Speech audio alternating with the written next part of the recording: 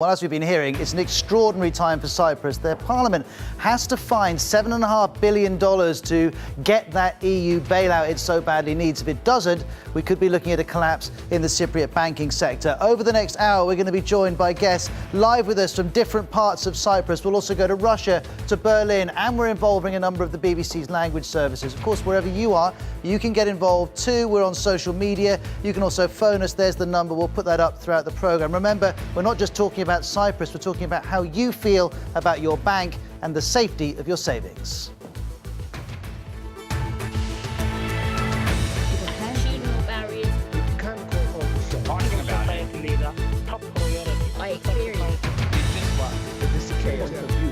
People are going to want to know. Let's just say something.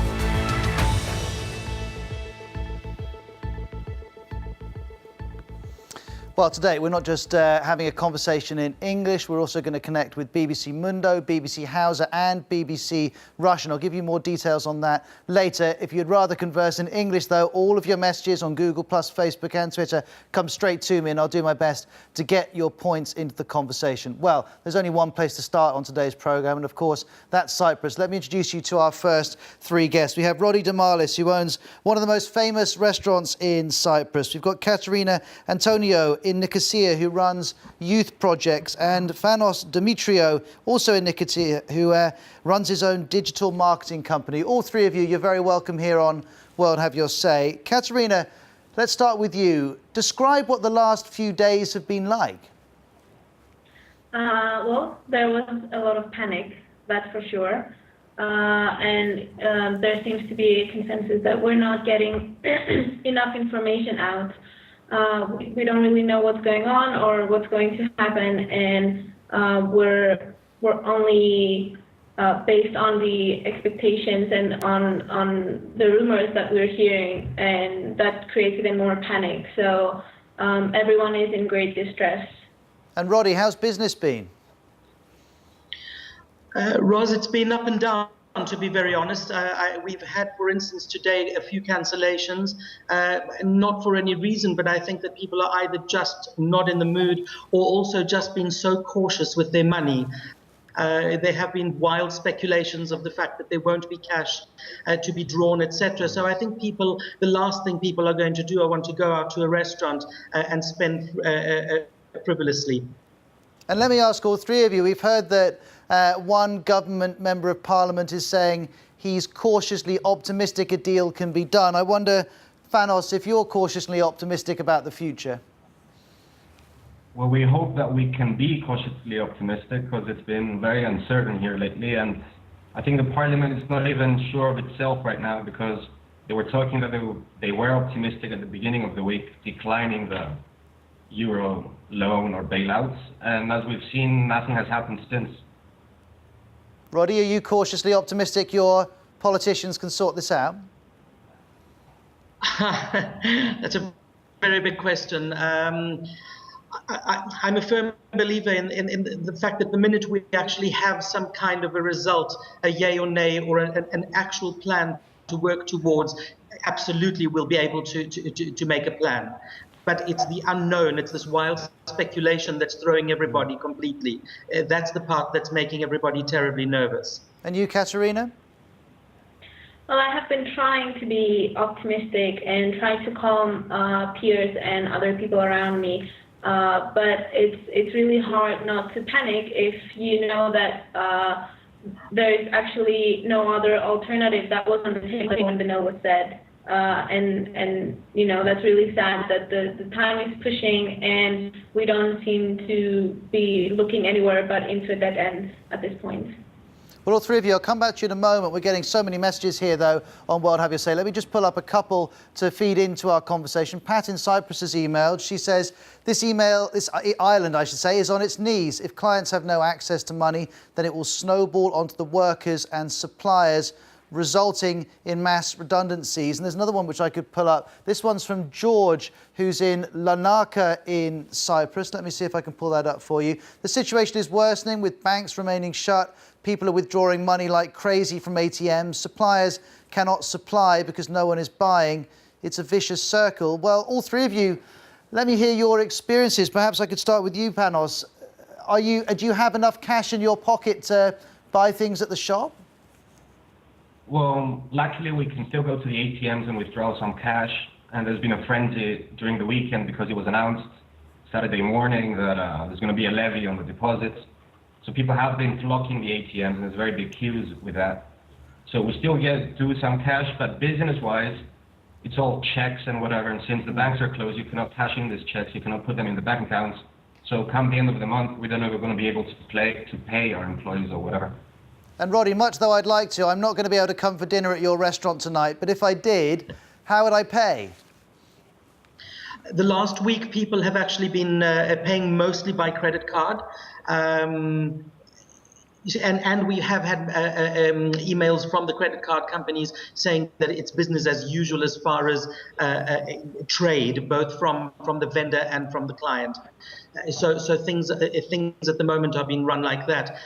We have had several suppliers calling us and saying that they will not supply us unless we pay them cash on delivery. To which my answer has been, we'll rather cancel the order because I don't know whether I'm going to actually have generated the cash in order to pay for that. Roddy, thank you very much indeed. I was mentioning a little while ago that we're going to involve a number of the BBC's languages services today, BBC Mundo, BBC Hausa, BBC Africa and BBC Russian. Let's bring in my colleagues up on the 5th floor of the World's Newsroom. I can see David Quinn there from BBC Mundo busy on his laptop. David, what have you been hearing from your users online?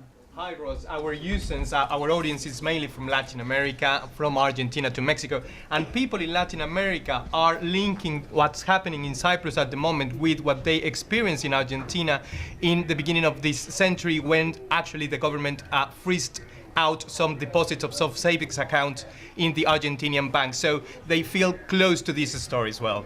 And sitting next to you, David, is Anastasia from BBC Russian. I'm sure your users are taking a very keen interest.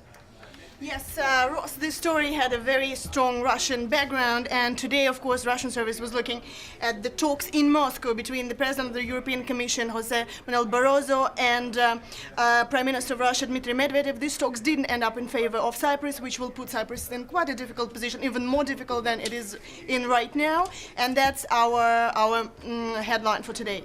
And let's ask the cameraman to pull out a bit so we can see Fidelis and Naziru, who I think are there from Africa Services. Naziru, do your listeners in Ghana and Nigeria, do they care about this story? Does it feel relevant to them? They do, Ross, because in Nigeria we had a banking crisis in 2008 in which the government had to step in and bail out some banks. So people are really interested in this story because they are feeling part of it. So that is why we are getting hundreds of comments on BBC Hausa Facebook and on our Twitter. So if people want to get involved in Hausa, they can also tweet us on at BBC Hausa. Thank you very much indeed. And if you want to speak Russian, it's at BBC Russian, or if you prefer Spanish, at BBC Mundo. Now let's go back to a couple of our guests who we met earlier, including Katerina. Katerina, let's look at the figures here. Your parliament has to raise $7.5 billion. There's no way around it. If they can't tax savings, how do you think they should do it? Well, I'm not really an economics expert to be able to come up with plans, although ordinary people with not much economics experience have been coming up with different plans just to have this collective island-wide brainstorming to see what's going to happen. So it actually goes a lot beyond the parliament. But what I would say is that I would be willing, considering the deposits that I have in the bank, to actually freeze even half of them without getting any interest on it. But making sure that that will be secure, and I will be getting it in 5 years' time or 7 years' time, or I would be able to contribute this way in the liquidity crisis, and I would be able to provide those funds for the short term. But at least I would know that I wouldn't be getting the funds cut off, the funds that I actually worked for and are mine, or and that's the case for other pensioning funds or any other funds that are there and are for emergency cases. It's not just, depositing in savings. Katerina, thank you very much indeed. It's worth reminding you that the first deal was that people who had over 100,000 euros in savings paid one rate, 9.9%. People with less than 100,000 euros paid less. Then the Parliament looked at a proposal where if you had less than 20,000 euros, you didn't pay any sort of levy or tax. That was also rejected. So when we hear about quiet optimism coming out of the Cypriot Parliament today, we're not sure if any savings levy is involved in that deal which is driving that optimism. We'll have to wait and see. Whatever happens, Russians are going to be paying very close attention. They've got many millions of dollars invested in Cypriot banks. Let's bring in Dimitri of NCF, a lawyer who works with Russian businesses in Cyprus. Dimitri, we know that Russian investors turned down the chance to invest in offshore gas in Cyprus. Was that a mistake?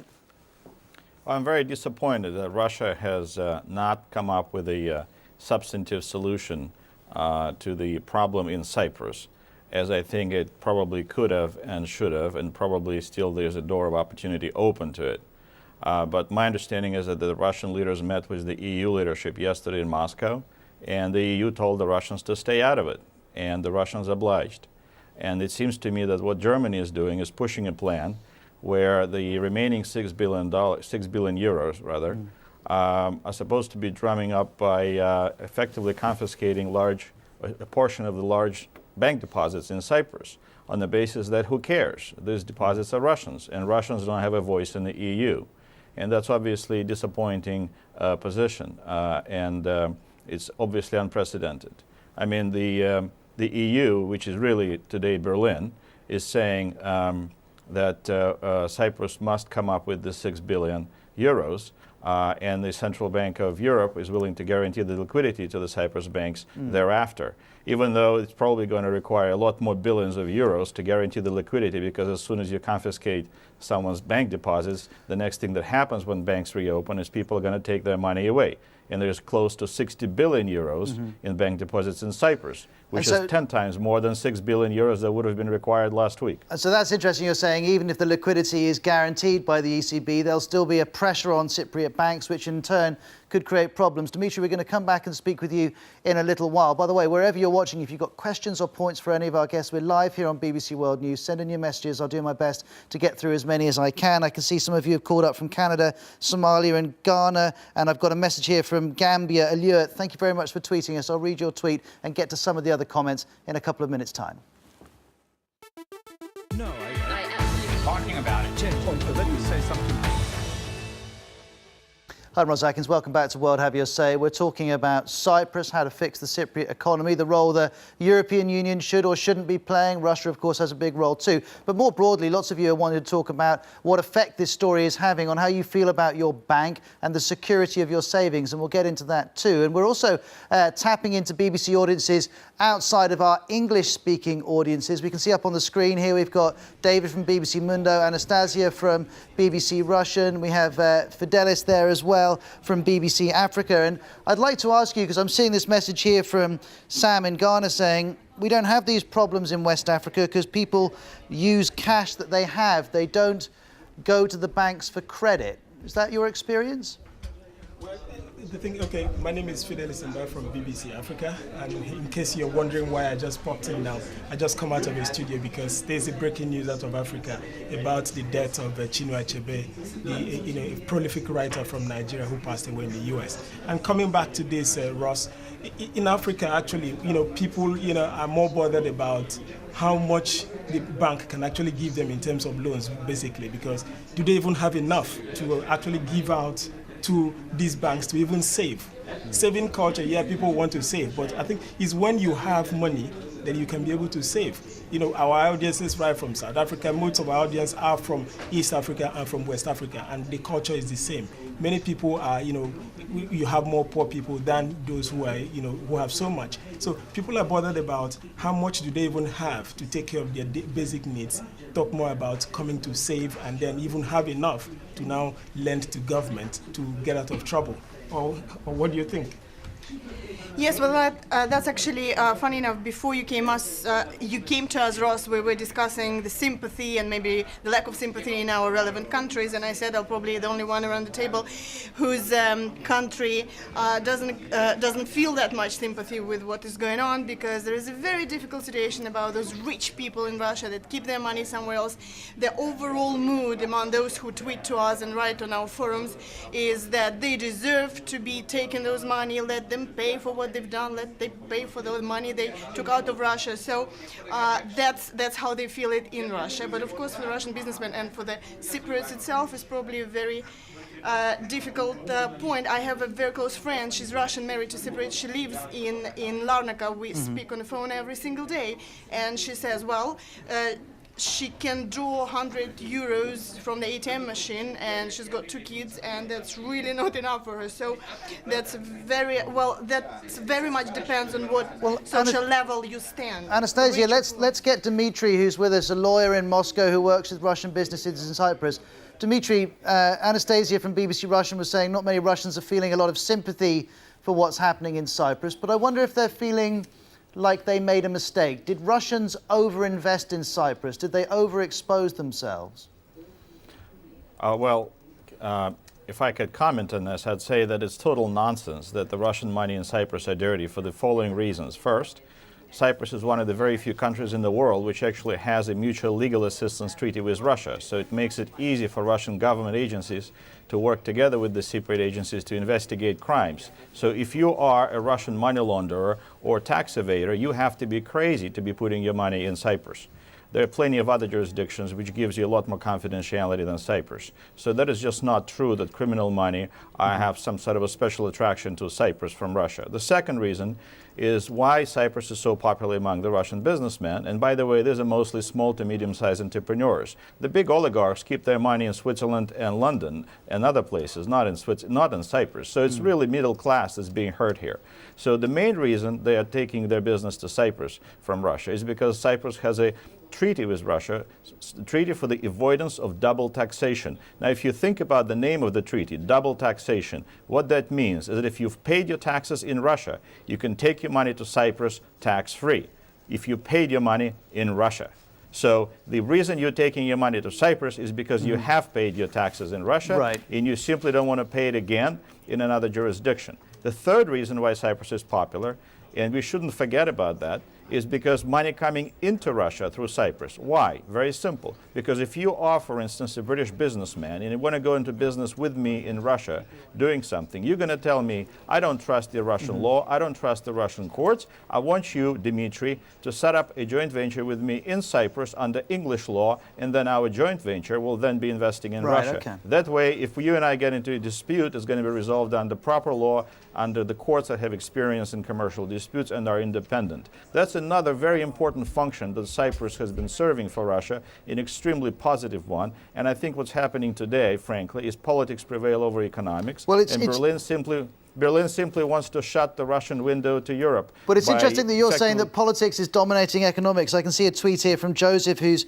watching us, saying Russia must focus on economics, not on politics. But I'm sure a lot of viewers would think you can't really separate the two. Politics and economics go hand in hand. Mark in Germany has tweeted us saying, I plan to move my money out of the European Union. It's been interesting to hear this week how many investors have said they fear that may happen. And John in Cyprus has called up to say the Germans can't have it all. 75% of the cars in Cyprus are German-made. And that taps into a longer-term criticism of Germany during the Eurozone crisis, which is that it helped the poorer countries in the Eurozone to get credit, to get more money. That drove a more affluent lifestyle, which in turn meant people had more money to buy German goods, which were exported from Germany, which in turn helped the German economy. That's one argument. I'm not saying that's the only interpretation of what's happening. Now, let's bring in another guest from Nicosia. Sophocles is a businessman who works in Cyprus and lives there too. First things first, Sophocles, how has this week been for you? Well, it's been difficult. I have to clarify something. I'm not a businessman. I am an IT manager. So, yes, if I was a businessman, I think, things were going to be more difficult. But they have been difficult as it is. Because the whole environment in Cyprus changed from one night to the next. You know, we woke up to the news, all the banks were closed, and since then, you know, have been closed. Mm-hmm. Everybody's trying, you know, to get, you know, as much money as they can out of the banks. That includes me. There are rumors that there are going to be medicine shortages. So some of the money I managed, you know, to withdraw because I am suffering from diabetes. I had to go and queue yesterday at the pharmacy to get some medicine so that I have a little bit of stock to take me further. People everywhere around me, you know, are worried about their jobs. I am worried about my job as well. I am worried about my savings, and I am worried about my pension, because everything, you know, is in one basket now. And that's an interesting point, isn't it? Because one of the options being considered is whether Cyprus's pension funds should be nationalised, which would have an impact on the pensions available to people like you. Sophocles and Dimitri, let me ask you to both give me a quick question. Several people have called us up saying everyone should stop blaming the Germans, it's not their fault. Just briefly, Dimitri first, how do you feel about how the Germans have behaved this week? Well, I think they bullied a small nation which has a tiny voice in the EU, and they use the fact that the Russians do not have any voice in the EU because Russia is not a member, and it's all a matter of German politics. Elections are coming up in September, and apparently it's very popular to popular rhetoric in Germany, and it's effectively an EU issue that's being entirely driven by German domestic politics. That's unfortunate because it's going to have repercussions for the entire EU. And it's also going to make the middle-class Russian businessmen who have legitimately put their money into Cyprus, as well as obviously Cypriot people, first and foremost, suffer from it. And Sophocles, how do you feel about Angela Merkel? Well, I tend to agree. I can understand, you know, that, you know, she's facing, you know, an election, and we are being drawn, you know, into this part of the political game. It is, I feel, you know, that the whole thing, you know, has been unfair. You know, the way, you know, it came, how it came, you know, we know what happened in other cases, you know, in Greece, in Ireland, in Portugal. People were asked to pay more taxes, you know, to get less services, you know, in the future. I'm going to jump in, Sophocles, just because we're up towards the end of the programme, but it's interesting that you highlight the difference between what was asked of countries like Portugal and Greece and what is being asked of Cyprus. Thank you very much indeed. We're going to be going back to BBC Mundo, BBC Russian, BBC Hausa and BBC Africa in a moment. We're just going to pause and then we'll carry on our discussion about banking around the world.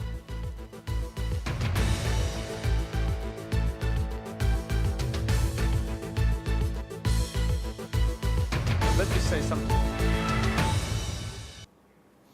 Hi, I'm Ros Atkins. Welcome back to World Have Your Say. Well, the situation facing the Cypriot economy is in some ways incredibly complex, but the situation facing Cypriot members of parliament today is arguably very simple. They have to find a way of raising $7.5 billion.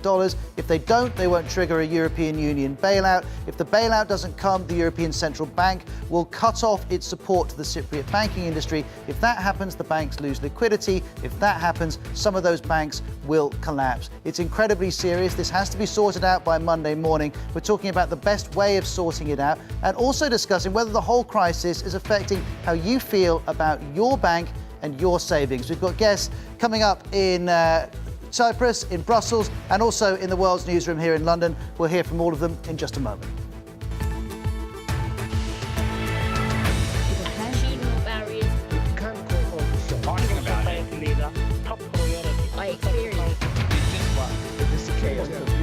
People are going to want to know. Let's just say something.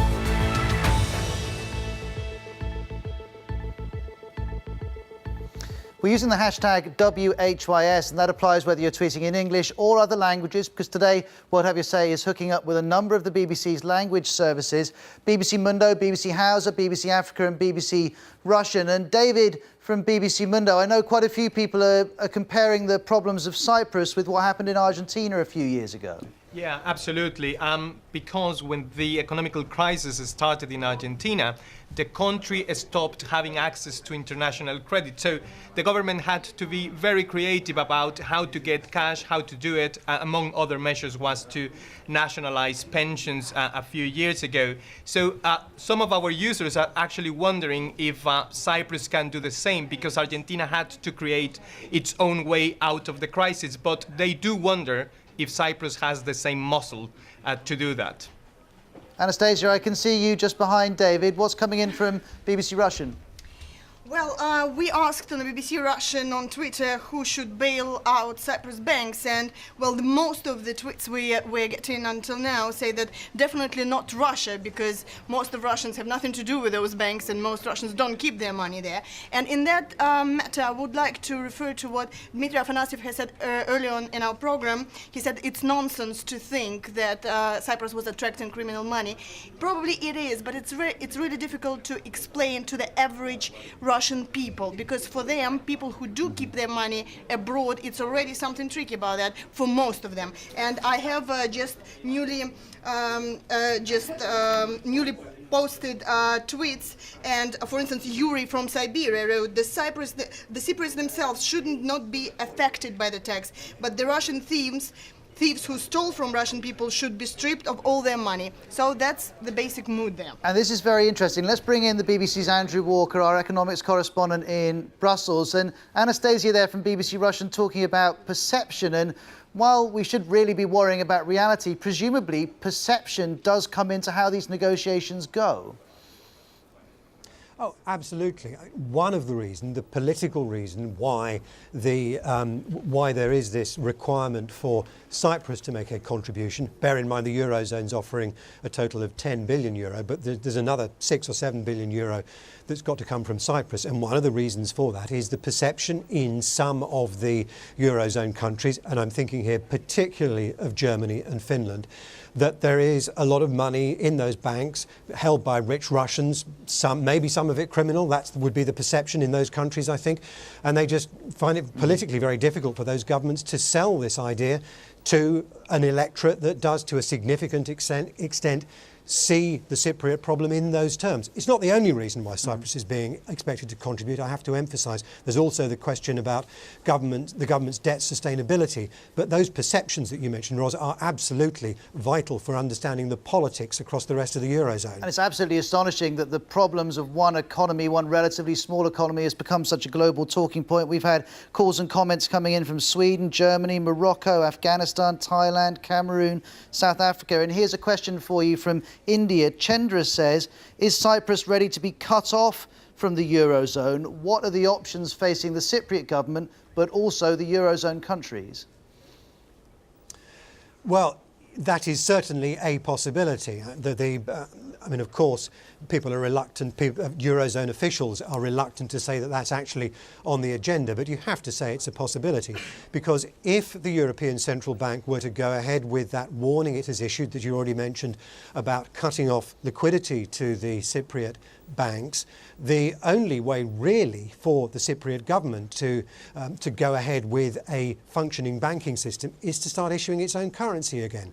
And that, of course, would not be the euro. It does not have the authority to do that. So that is a possibility that I don't think is particularly appetising in the rest of the Eurozone, but it is a possibility that can't be discounted altogether. And I think the fact that they may well be prepared to go to the wire on that, to allow that to happen, I think is probably an indication of their view that because the Cypriot economy is so small, they could get away with it without sustaining serious damage to the rest of the Eurozone. Not everybody believes that, I have to say, but that certainly is a view that's to be found in other parts of Europe. Andrew, thank you very much for joining us from Brussels. Here's a message that's just come in on email from Konstantinos in Cyprus. He says the European Union is treating Cyprus as if it were a sick dog that needs to be cut from the pack. This was the first impression I took from the speeches of German politicians. Thank you very much for that email. I wonder if I could go back to our colleagues on the 5th floor of the World's newsroom, because I wanted to bring in the gentleman from BBC Africa and BBC Hausa. I understand you've got a couple of points you have seen online. Yes, Ross, it's been an interesting debate here on our BBC Africa Facebook page. Some of them, it's been divergent opinions. Some are saying that, look, I'll be happy to contribute, yes, if I'll get my money back. Some are actually saying that hell no. In fact, one of them even posted and said, hell no. That's Emmanuel Ananti. Say, if the leaders are good and not thievery, that's the word he uses. I don't know where he got that word thievery, because some of them are saying it as double taxation and also more like trying to steal from them. So they are saying there's no way they will be the one to actually bail the country out of financial crisis. And Nazira, you're just next to Fidelis. I know that BBC Hausa's biggest audience is in Nigeria. Would Nigerians visit Cyprus? I've heard from a few Nigerians getting in touch from there. Yeah, we have some Nigerians studying in Cyprus, so and definitely they are going to be affected by this crisis. That is why Nigerians, most of our audience, particularly from northern Nigeria, they are focusing more on the banking crisis. Not really because of the bank crisis we had in Nigeria back in 2008, but because of what is happening. That is why their colleagues, brothers and sisters are going to be affected by this crisis. So that is why I have someone here posting on BBC Hausa Facebook saying, I am happy to help my country with whatever I have because I don't know what will happen tomorrow. That this message is coming from Saeed Muhammad Sangaya in northern Nigeria. Gentlemen, thank you very much indeed. We'll be back with the four of you in a little while. John in Berlin has just sent this, which I thought I could work in. Let's just pull it up on the screen. He says, here we go, Northern Europe should not have to constantly work and pay for Cyprus. Cyprus should be allowed to leave the euro and learn to work and stand on its own 2 feet. Well, I wonder if we could put that to Frank, who works in a bank in the Netherlands. Frank, good to have you on the programme. Do you think it's time for the wealthier Eurozone countries to split from the poorer Eurozone countries? No, I don't think that's a good idea. I think the Eurozone has to be a compact zone, but I don't think it's necessary to have a split between the northern and southern countries. I think if you look to Cyprus, it's a very small economy. It's only a small percentage of total European economy, total European economic zone. It's so small. It doesn't harm, but it's more the crisis which is occurring to the money that's making it more difficult, and especially the banking system. Are not, for example, all Dutch banks don't have very much money in the Greek and the Cyprus bank, so it isn't really difficulty. But I think it's not good for the euro if those countries split off, and you get a lot of problems in those countries. And I think it's really necessary that the southern economy should reform. That's more necessary. Frank, thank you very much indeed. We're going to be going to Berlin in a moment. But Andrew Walker in Brussels, I find it fascinating that, and World Have You Say isn't scientific, but nonetheless it's interesting, we're getting more criticism of Germany than we are of banks. And normally it's banks which are on the receiving end during any type of crisis involving the Eurozone. Well, I have to say there have been quite a few occasions in the course of this European financial crisis when Germany and Chancellor Angela Merkel in particular have come in for quite a lot of criticism. On this occasion, it's obviously over this original proposal that came out last weekend for a levy on bank deposits. But in previous bailouts, there's been a lot of criticism of the more generalised austerity policies that governments receiving loans have been expected to pursue. And Germany is seen as very much at the front of the effort to pursue these austerity policies in countries that are having borrowing difficulties. Very much, not entirely a German-led initiative, but the German government has been a very important part of one of the forces behind that move. Well, let's go to Germany. Valentina Popp is Berlin correspondent for EUobserver.com. Valentina, do you think Germany deserves this criticism? Yes, hello. Hi. Germany has Germany has been, of course, at the forefront of every bailout package since the European crisis began. But it would be unfair to blame it solely on the German politicians, because as the German politicians here have repeatedly stated since Saturday, it was the Cypriot government that insisted on taxing the small depositors. So The Germans wanted, of course, the big depositors, the Russian depositors, to pay most of this burden in exchange for the bailout, and it was the Cypriot government who tried to spread out the burden among all the depositors. Thank you very much. We'll come back and talk with you and Andrew and Frank a little bit more in a moment. A couple of calls that are very interesting. Colin in Spain says, stop criticising Germany. We all made money during the good times. And Dr. Victor Nati in Zimbabwe makes a point a lot of sub-Saharan Africans are making today. He says the problem here is credit. In Africa, we only spend money that we have and we avoid these problems. We're going to take a couple of minutes break here on BBC World News. Then we'll carry on our conversation on World Have Your Say. No, talking about it. Let me say something. Talking about it. Let me say something. Hi, this is Ros Atkins with you on World Have Your Say. We're live from the World's Newsroom at the BBC in London. Let's go straight back to my colleagues from BBC Africa, BBC Hausa, BBC Mundo, and first Anastasia from BBC Russian. All of them are keeping across our conversations and talking to their audiences about banks and the Cyprus story too. Hi, Anastasia.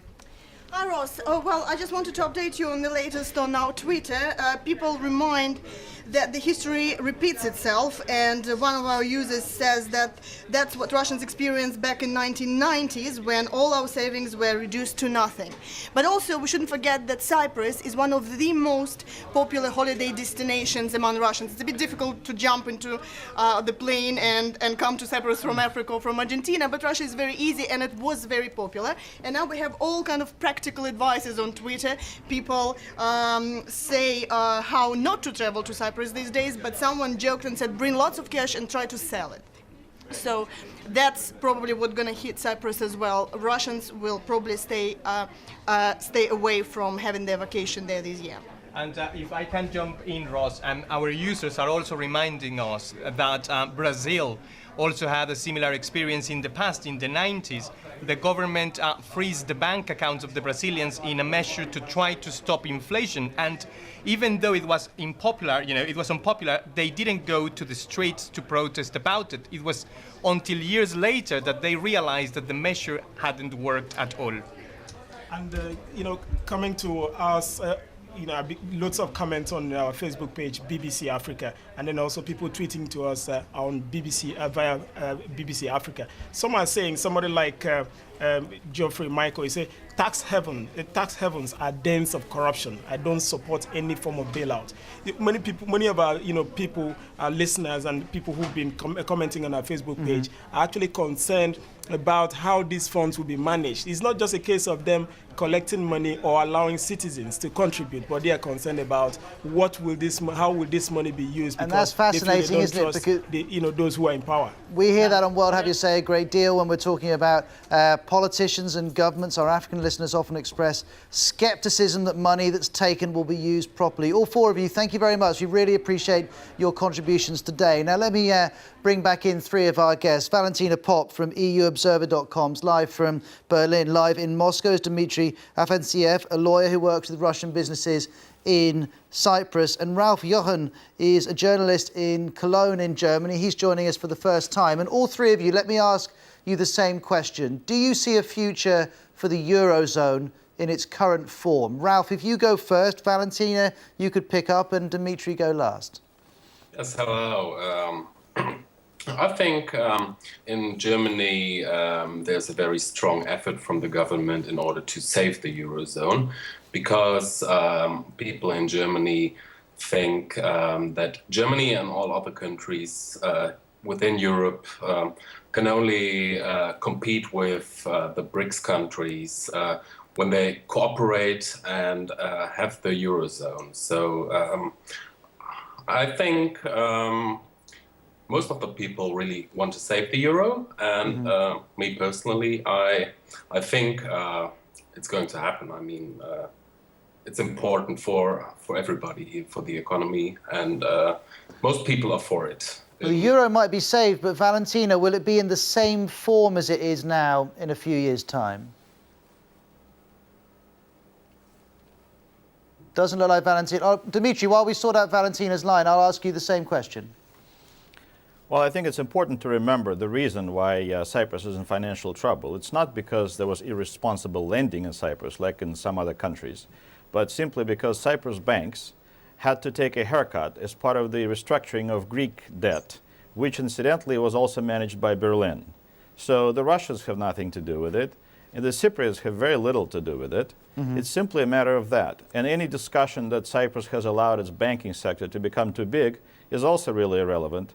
The banking sector of Luxembourg is 19 times the GDP, and the Cyprus banking sector is only 3 times the GDP of Cyprus. So it's really what Valentina from Berlin said is the real truth, and it confirms what I've been saying 30 minutes ago. The Germans made a clear message. We want the Russians to lose their deposits in Cyprus. Now, to my view, this is politics, not economics. And I don't think it's actually pragmatic either, because it's much easier to guarantee 6 billion euros of liquidity now than 60 billion euros of liquidity after the banking collapse. Dimitri, very good to have you on World, have your say. Ralph, to you too. I'm sorry we haven't had longer to talk with you. I just want to quickly bring in Alexei Bukin, who's an independent trader, live with us from Moscow. Alexei, if you had the chance, would you invest in Cypriot offshore gas? That was what was offered to Russian investors this week. Oh, absolutely not. Too many risks. So is it time for Russians to move their money out of Cyprus and look for somewhere else to invest? Probably so. And they did this already. Many of them did this already. And when you talk with your friends who are investors at the moment, who do they blame for the problems with the Cypriot economy? Do they take any responsibility themselves? To a certain extent, I would say that every single party involved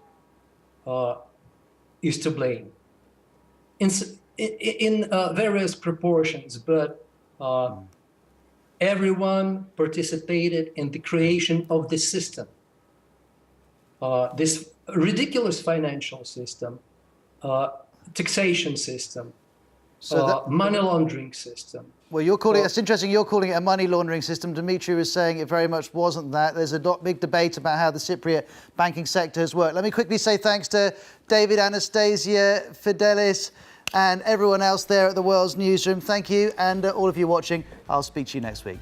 Bye-bye.